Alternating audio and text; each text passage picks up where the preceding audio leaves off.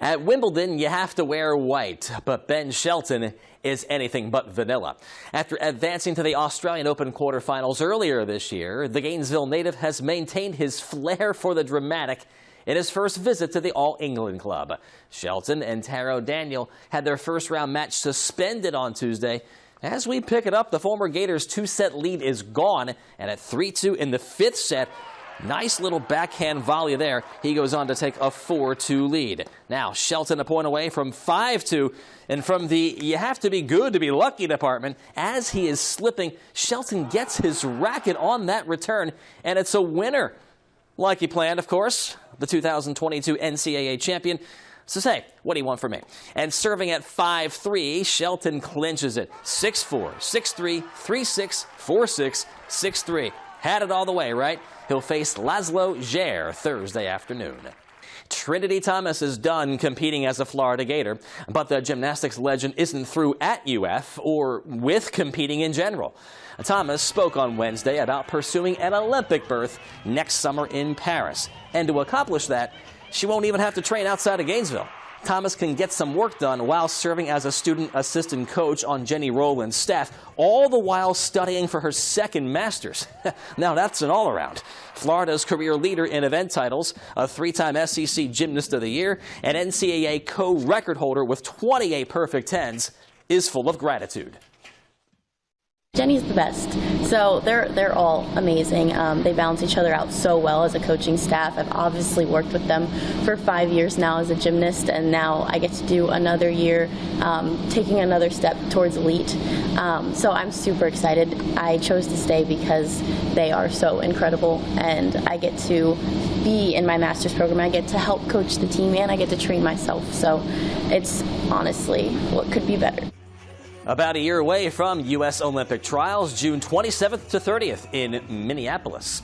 After an historic start to the year, we're beginning to hear some what happened to the Rays comments. First place Tampa Bay trying to avoid a 10th loss in the last 16. Hosting the Phillies, Zach Eflin receiving his NL championship ring for being part of last year's Phils. Bottom of the first, doesn't have to go far to be effective. Brandon Lau, a looper. It drops, and because there are two away, the runners go on contact. Both score. Randy Arozarena hustling all the way in from first. Now, the Rays lead this game 3 different times, just not the last time. Fifth inning, Bryson Stott up the middle, one of his 4 hits.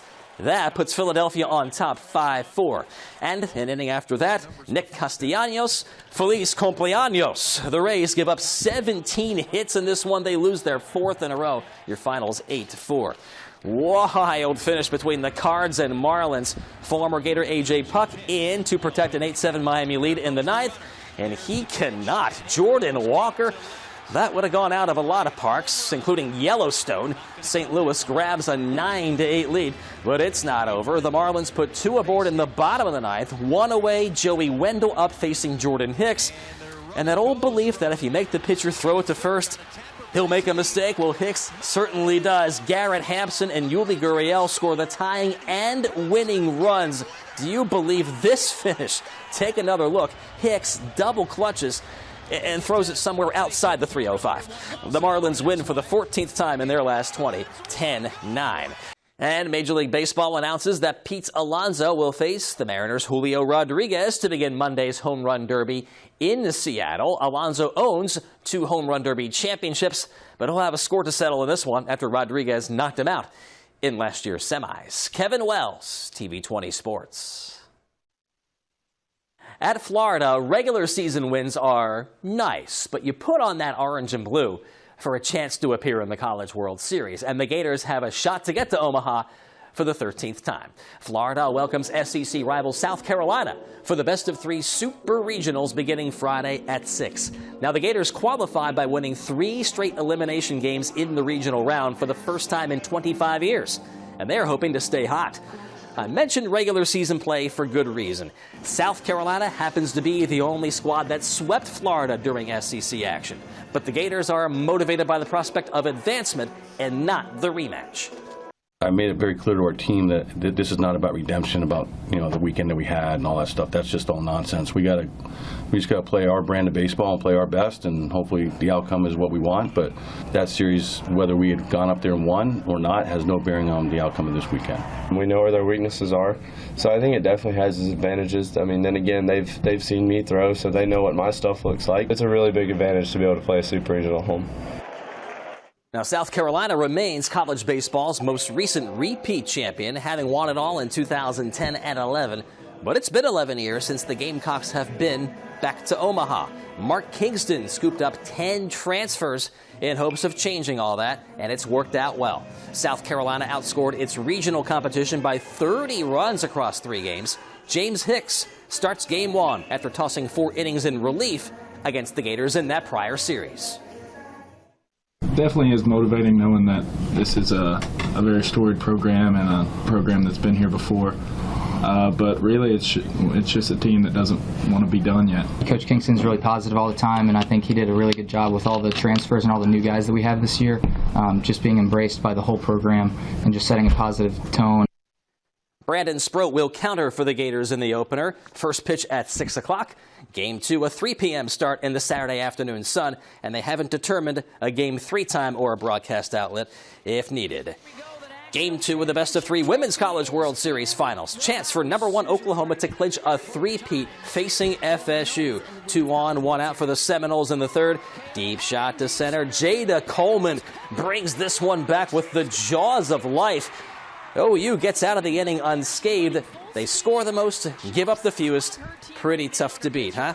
No score until the fourth. Mac Leonard puts a little suspense into this game. No one's catching that one, and it's gone. 1-0 Florida State on top. Top of the fifth, following a solo home run by Sydney Sanders, Grace Lyons follows with the go-ahead blast. Sooners on to win the game 3-1. They end the season on a record 53-game winning streak and get that third national title in a row. Now, since becoming a Florida Gator, Jasmine Moore has been as reliable as a sunset. The track and field phenom going after her 7th career NCAA individual title as outdoor championships continue in Austin, Texas. Moore and teammate Claire Bryant competing in the long jump. Moore's best leap of the night comes on her final attempt, 21 feet, 10 1/4 inches, but it's only good enough for 3rd place this time. Bryant 5th at 21 feet, 1 1/2. Moore had won every indoor and outdoor NCAA crown in the long jump and the triple jump over the last 2 years. She goes for another triple jump title on Saturday.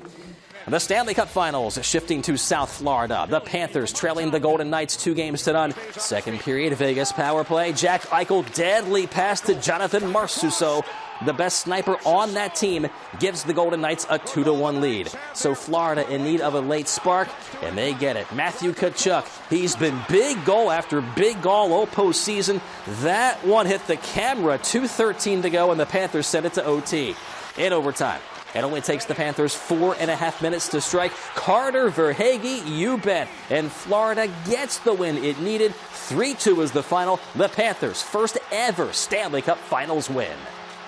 NCAA golf champion Fred Biondi makes a successful pro debut. The former Gator shoots a 7-under-64 in his first round on the Korn Ferry Tour. Biondi is in a tie for 7th place. Kevin Wells, TV 20 Sports.